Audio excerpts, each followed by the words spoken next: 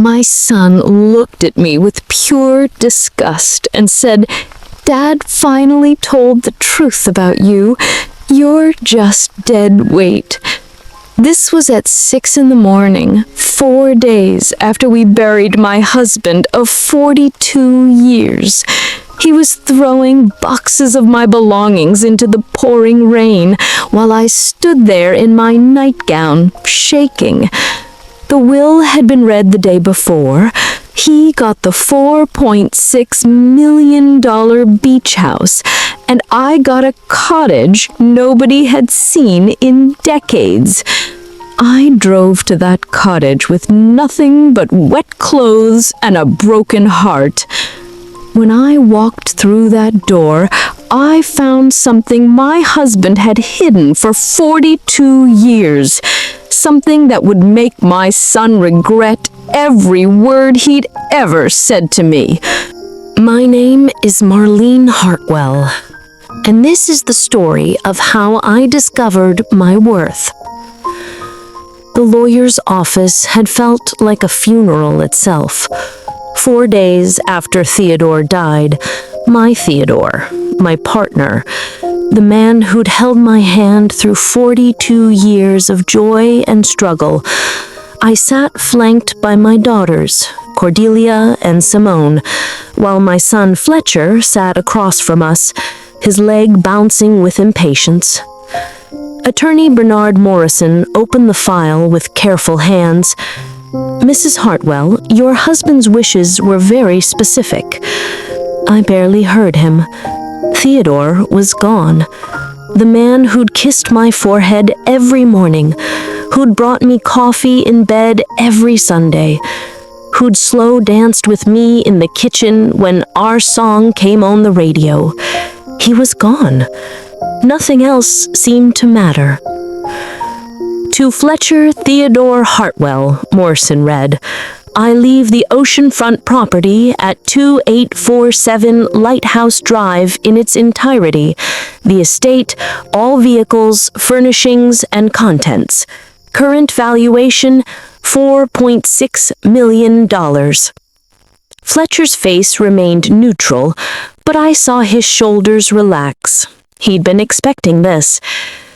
"To Cordelia Ashford and Simone Chen, educational trust funds of $150,000 each, designated for your children's college education." My daughters squeezed my hands. They weren't even after the money. They'd been with me every moment since Theodore collapsed in our garden, calling my name as his heart gave out. "And to Marlene Hartwell," Morrison pulled out an old envelope and a single rusted key. "Your husband leaves you the property at 1340 Riverside Road, a cottage. Here's the key and the deed." The room fell silent. I stared at the key. It looked ancient, worn. "A cottage? Your husband purchased it 43 years ago," Morrison explained gently. "He's maintained it privately all these years." Fletcher leaned forward, squinting at the deed. Then he laughed, a harsh, cutting sound. "A cottage? A rundown cottage? That's what Dad left her?" "Fletcher," Cordelia's voice was sharp, "show some respect." "Respect for what?" He looked at me, and I saw something in his eyes I'd never seen before. Something cold. Dad was a brilliant businessman. He knew how to invest. He left the valuable property to someone who could actually manage it, and he gestured at the key in my hand, that to someone who's never worked a day in her life. "That's enough." Simone stood up, her voice shaking. "It's the truth," Fletcher said flatly. "No offense, Marlene, but you've been dead weight for years. You never built anything, never contributed to Dad's success. You just existed off his hard work." The words hit me like physical blows. Morrison looked uncomfortable. My daughters were furious. But I just sat there, holding that rusted key, feeling 42 years of my life being reduced to nothing. There's a note, Morrison said quietly, handing me a small card. Theodore's handwriting. I'd know it anywhere. My eternal Marlene, everything you need is in plain sight. Trust me one last time. The cottage holds the truth. I love you forever. T. I didn't understand, but I folded the note carefully and put it in my pocket. The next morning, I woke to pounding on the door. The clock read 5:47 a.m. Fletcher stood on the porch with 2 movers and a truck. "What's happening?" I asked, tying my robe tighter against the cold. "The estate includes this house," Fletcher said, not meeting my eyes. I had the title checked. "This property is part of the Lighthouse Drive estate. I need you out today." My heart stopped. "Fletcher, this is my home." "It's my home now, legally." He gestured to the truck. "I've packed your things. You need to leave." "It's not even 6 in the morning," I whispered. "Your father has been gone for 4 days. And I have a buyer viewing the property this afternoon. I need you gone before then." I felt dizzy. Where am I supposed to go? "You have that cottage, don't you? Use it." He finally looked at me and his expression was blank, empty. "I'm not trying to be cruel, Marlene. This is just business." The movers started carrying out boxes. My boxes. My life. Packed up by strangers. I grabbed my phone and ran to the bathroom, locking the door. My hands shook as I texted both my daughters. "Fletcher is throwing me out, right now. Movers are here. I don't know what to do." My phone buzzed. "Cordelia, do not leave that place. We're coming. 20 minutes. But 17 minutes later, I heard Cordelia's voice screaming from outside. I ran to the front door. Both my daughters were there, still in their pajamas, facing off against Fletcher in the driveway. It had started to rain, a sudden, violent downpour. "You can't just throw her out," Simone was shouting. "I own this property," Fletcher shot back. "I have the legal right." "She's your mother," Cordelia's voice cracked. "Dad was buried just 4 days ago." But the movers kept working. Box after box came out into the rain. I stood on the porch, watching. Water soaked through the cardboard. I saw one box split open. Theodore's photo album spilled onto the driveway. Our wedding photos. Baby pictures. 42 years of memories dissolving in the rain. "At least let us get the boxes somewhere dry," Cordelia pleaded. "Not my problem," Fletcher said. Something inside me shifted. Maybe it broke. Maybe it woke up. "Girls," I called out, my voice steadier than I felt. "Stop. Get the address from the deed. We're leaving." I walked to my car in my nightgown, rain soaking through to my skin. I didn't look back at Fletcher. Behind me, I heard Cordelia's voice, cold as ice. "You're going to regret this, Fletcher. I don't know how, but you will." 1340 Riverside Road was 40 minutes into the countryside. My daughters followed behind me, their cars loaded with whatever boxes we'd salvaged. On reaching the address, Cordelia was answering her husband's call. He sent words to comfort me and assured his wife he's coming down immediately with police. Simone had been crying that her husband traveled out of the state. If not, Fletcher would have received a double portion of his measure. I was just quiet. The property sat at the end of a gravel driveway, surrounded by oak trees and wildflowers. And there it was, a stone cottage with a red door and climbing roses. "Mom," Simone breathed, It's beautiful. My hands trembled as I tried the key. The door swung open. Inside was dark but dry.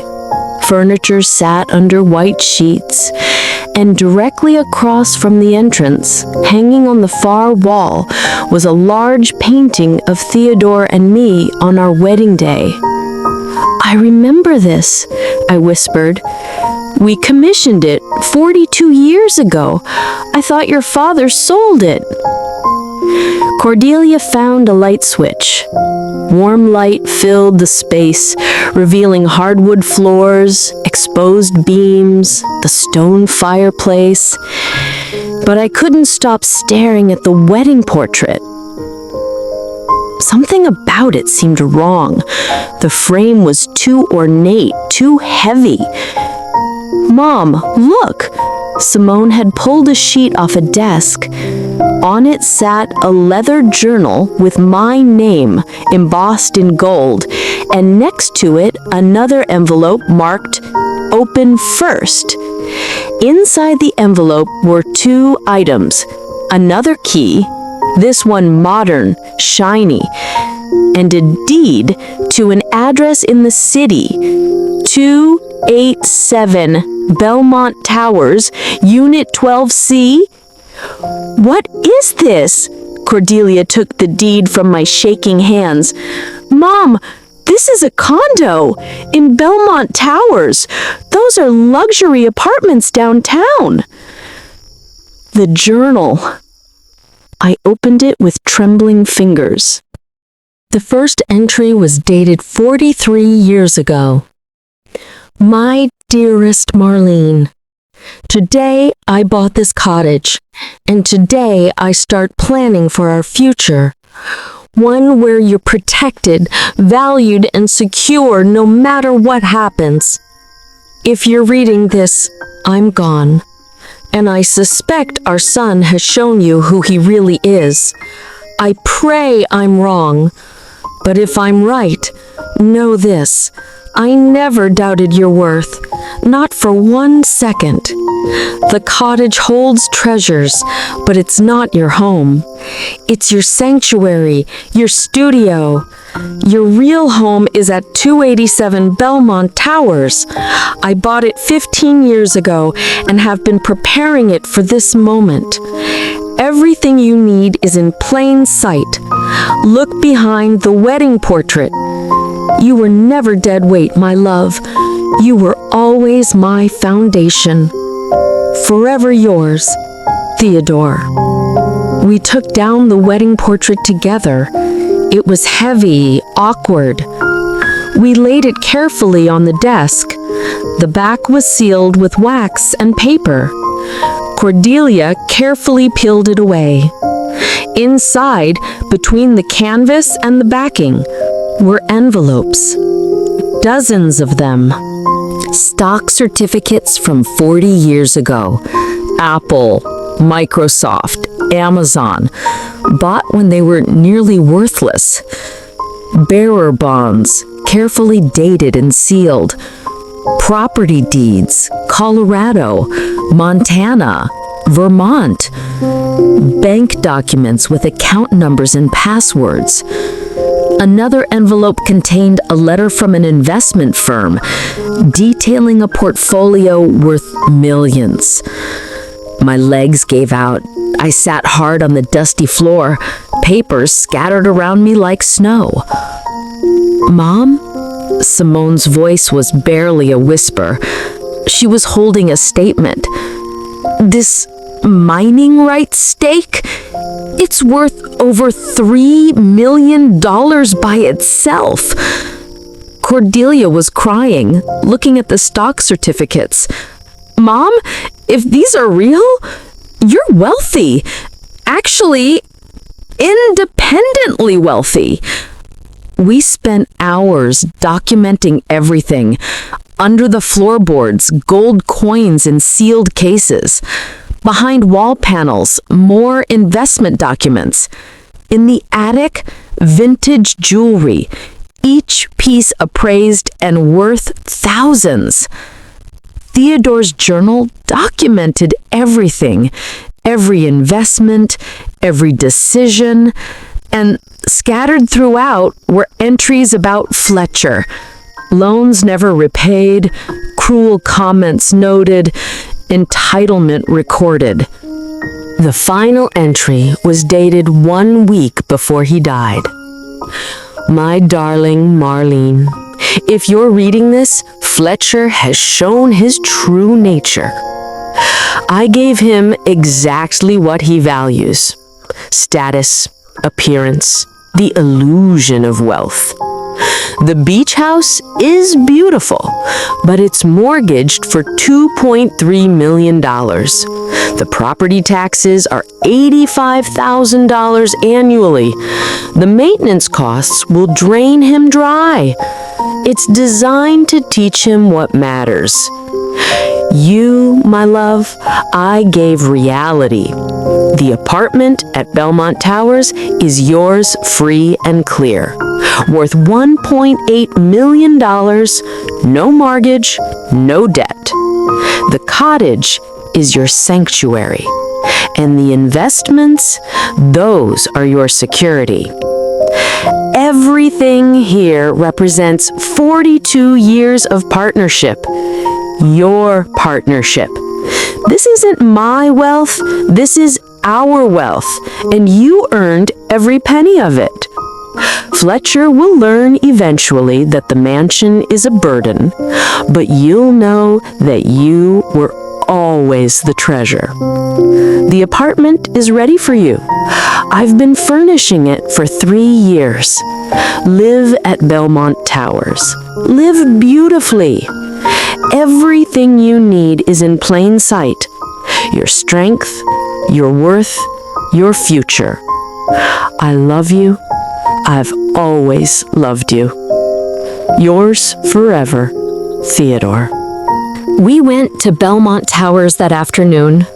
Unit 12C was on the 12th floor with floor-to-ceiling windows overlooking the city. Theodore had decorated it in soft blues and creams, my favorite colors. The furniture was elegant but comfortable.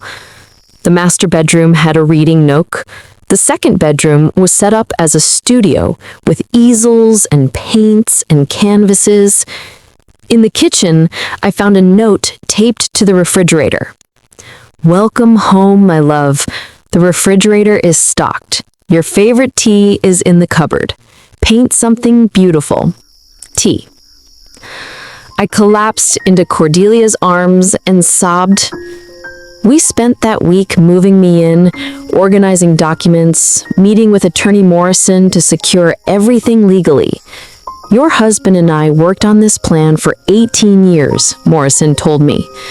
He hoped he'd be wrong about Fletcher, but he wanted you absolutely protected if he wasn't. Morrison had drawn up ironclad trusts, legal documents, protections upon protections. Everything was documented, sealed, unbreakable. Fletcher can't touch any of this? Simone asked. Not 1 penny, Morrison confirmed. It took Fletcher 5 months to find out. I was at the cottage one day when Fletcher showed up. I'd been painting, turning the space into the studio Theodore had envisioned. Fletcher pulled up in an expensive car. "Marlene!" he called out. "We should have this property appraised.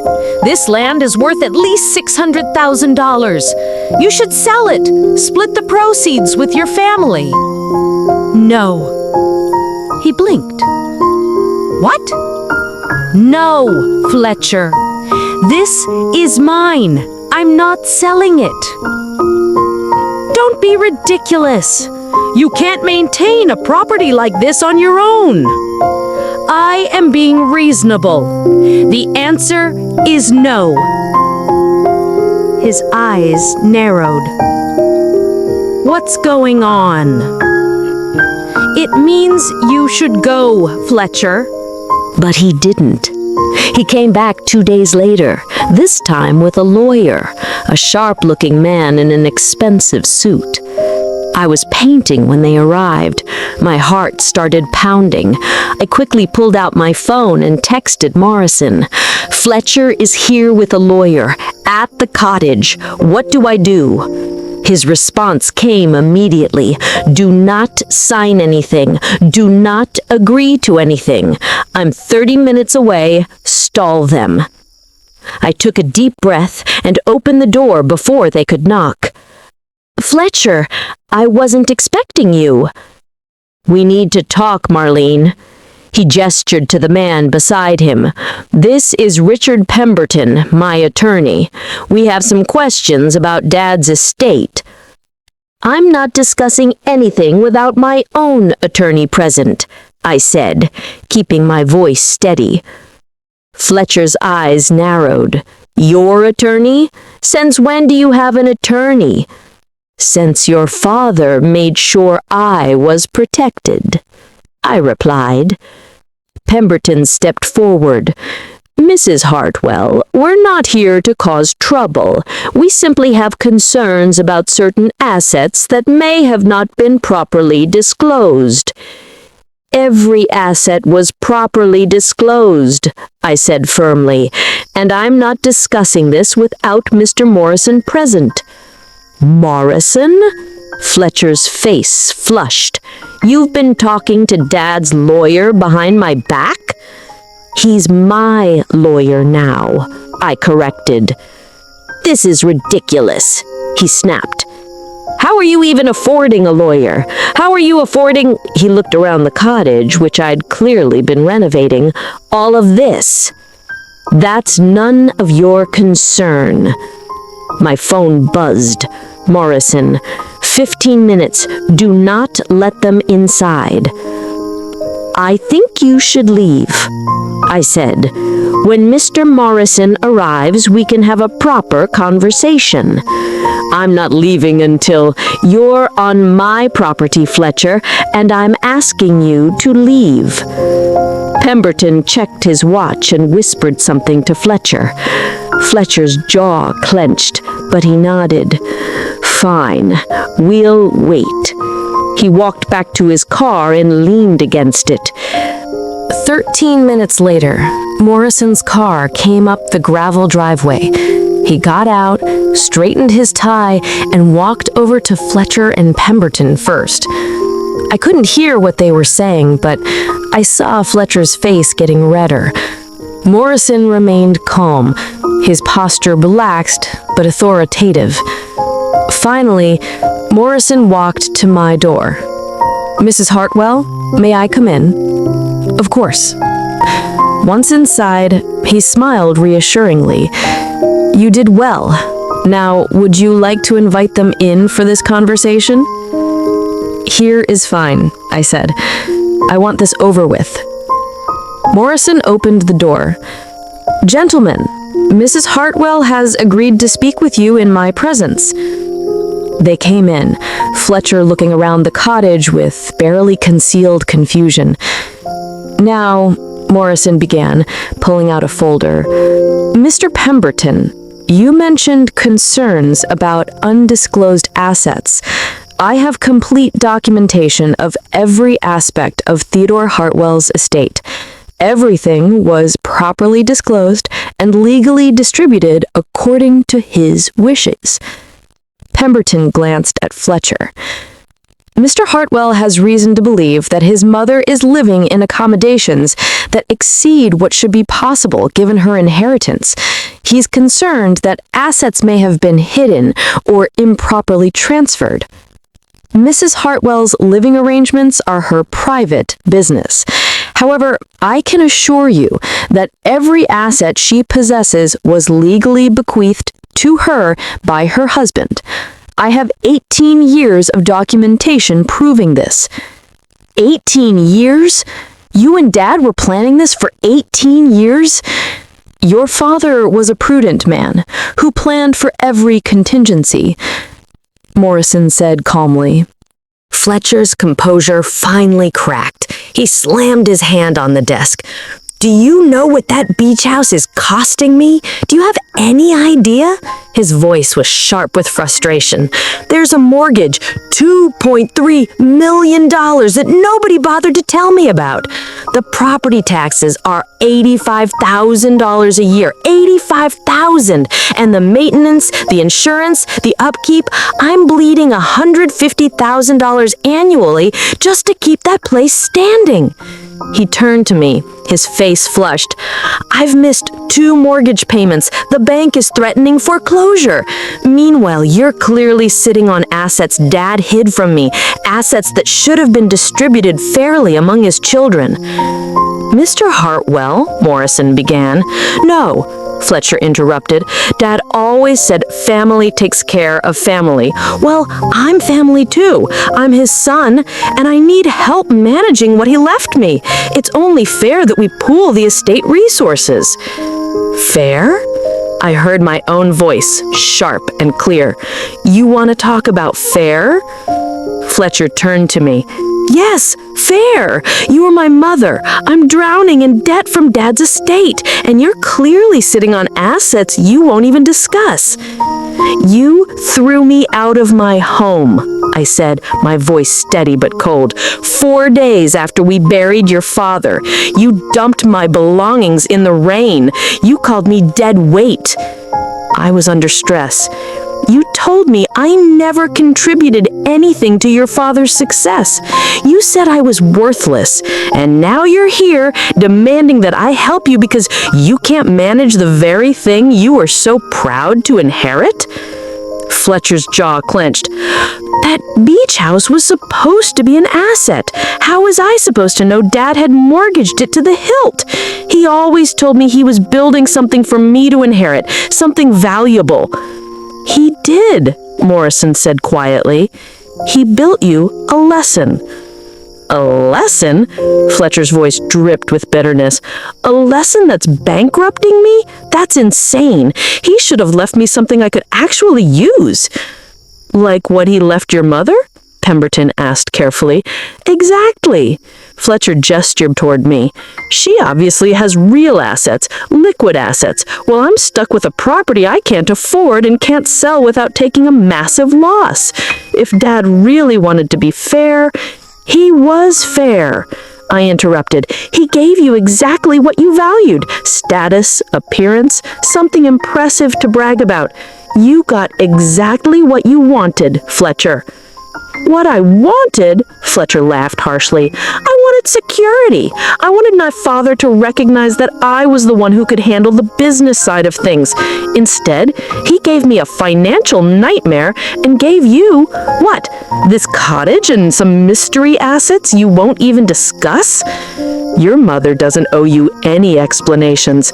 She's my mother. Fletcher's voice rose again. We're supposed to be family. I came here to try to work something out to see if we could combine resources, and you're treating me like you treated her. Simone's voice came from the doorway.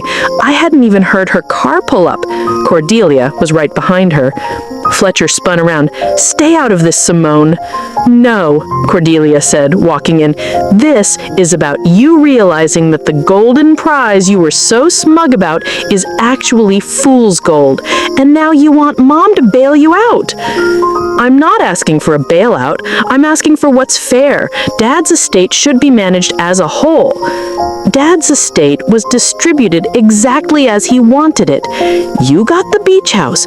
You were so happy about it, remember? You said Dad was a brilliant businessman who knew how to invest in the right person.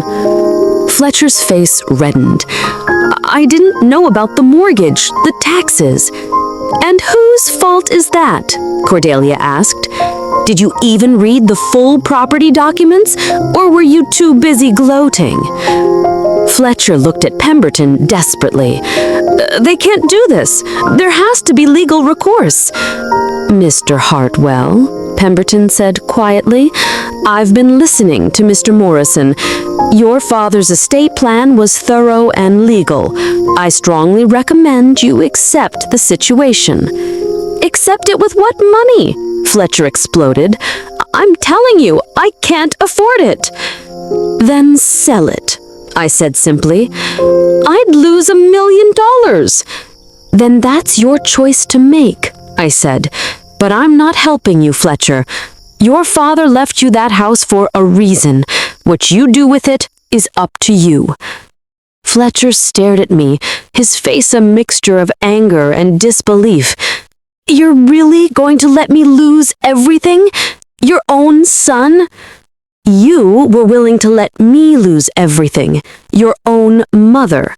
You made your choice, now I'm making mine. The room fell silent. Fletcher looked around, at Morrison's impassive face, at Pemberton's uncomfortable expression, at his sister's cold stares, and finally at me. Fine, he said finally, his voice hard.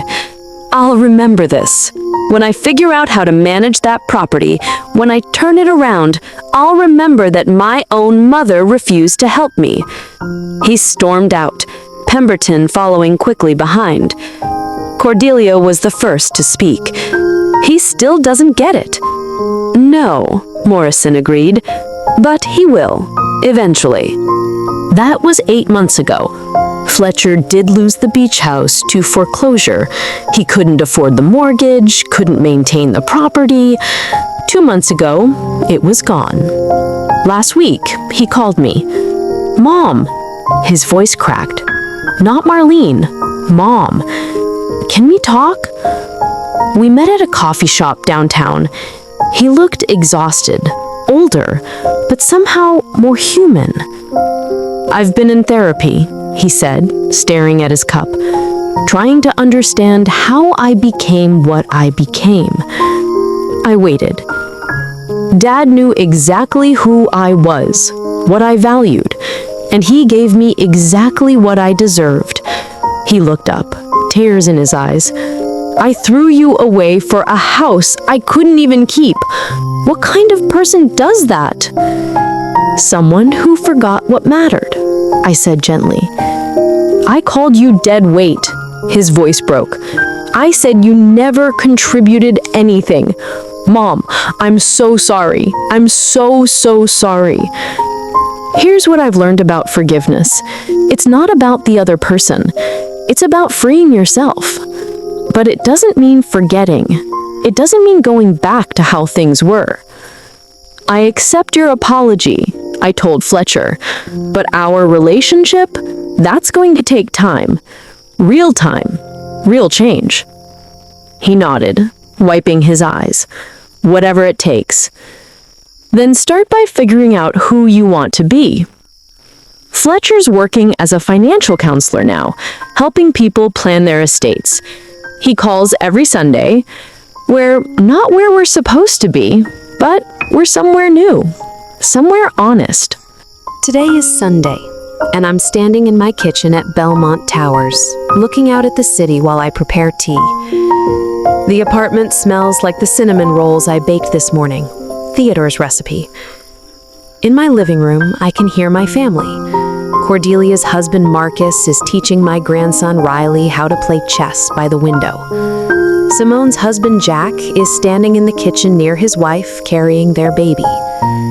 Their first daughter Zoe and her niece Jasmine left the floor where they were building something elaborate with blocks and rushed to the kitchen requesting to get my tutorial on how to prepare cinnamon rolls like mine. Cordelia is showing the other kids photos on her phone, all of them laughing.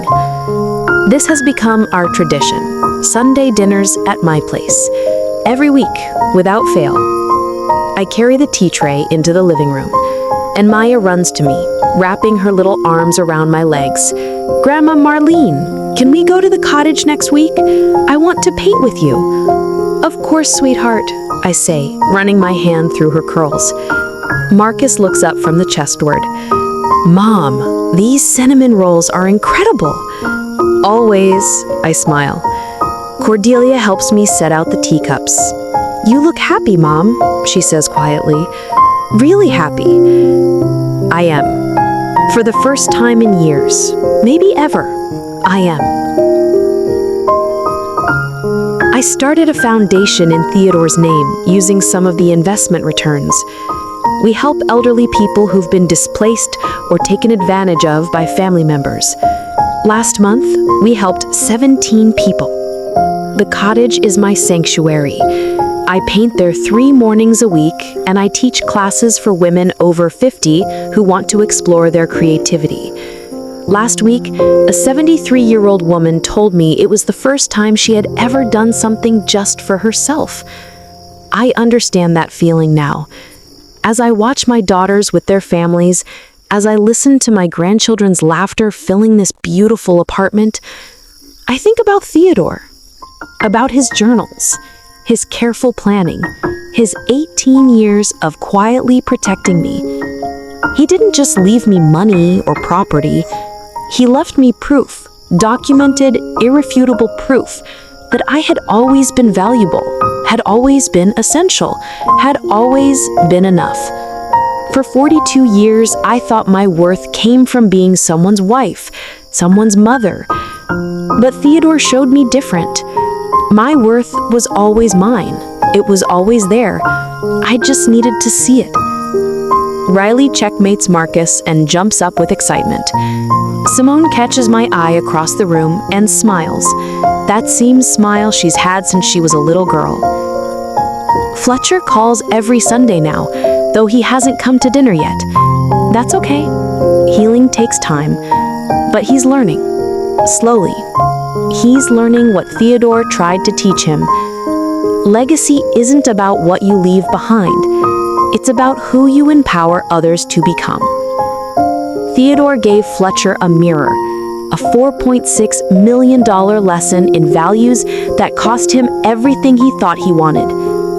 But Theodore gave me wings. He gave me freedom. He gave me the chance to discover who I was beyond the roles I'd played. Grandma, Zoe tugs on my sleeve. Why are you crying? I wipe my eyes and smile. Happy tears, baby. These are happy tears. Because I'm 71 years old and I finally understand. I was never the worthless thing Fletcher called me that rainy morning.